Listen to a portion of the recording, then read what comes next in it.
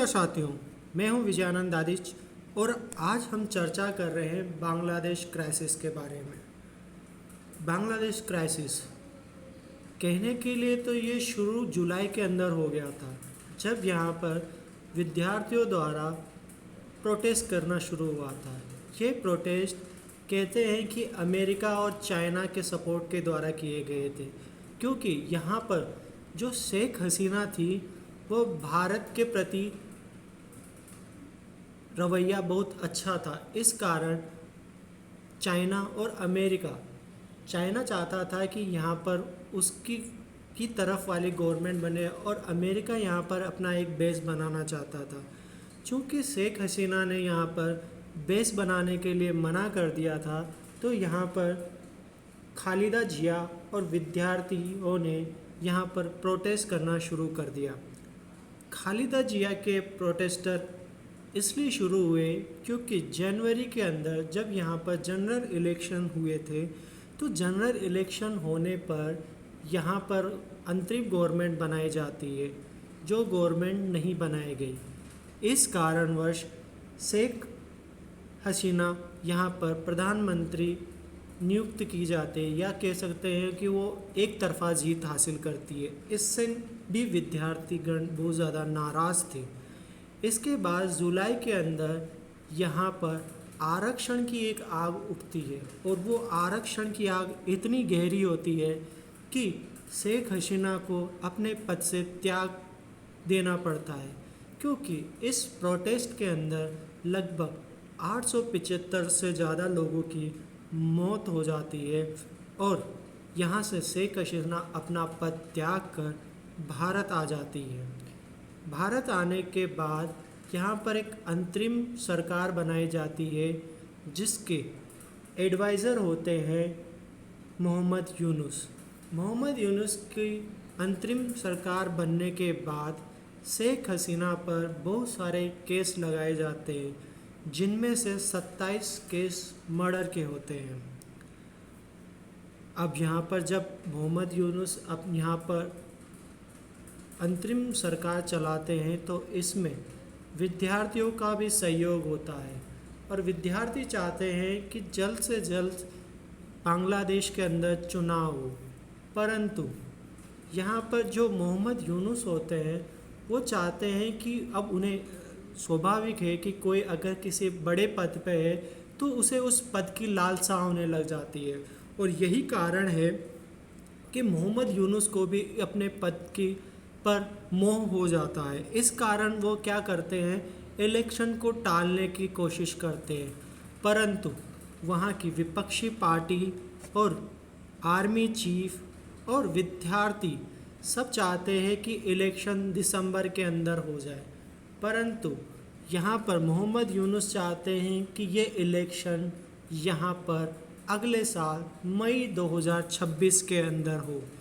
इसके अलावा एक और कारण है रखाइन प्रोविंस, या इसे कह सकते हो कि एक रखाइन स्टेट है, जहाँ पर बहुत सारे बांग्लादेशी रहते हैं, और इस पे कब्ज़ा अराकान आर्मी का है।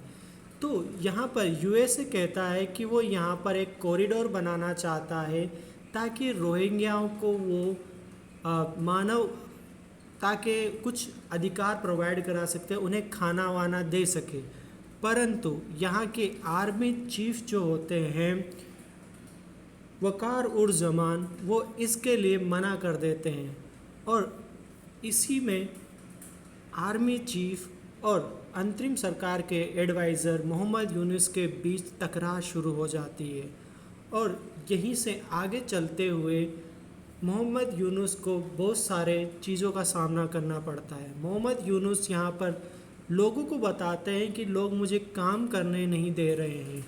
ह्यूमन राइट्स यहाँ पर अंतरिम सरकार को देखता है, यहाँ पर बहुत सारे हिंदुओं पर अत्याचार होते हैं, और इस कारण भी मानव अधिकार यहाँ पर मोहम्मद यूनुस को बार बार समझाते हैं कि ये चीज़ें गलत है।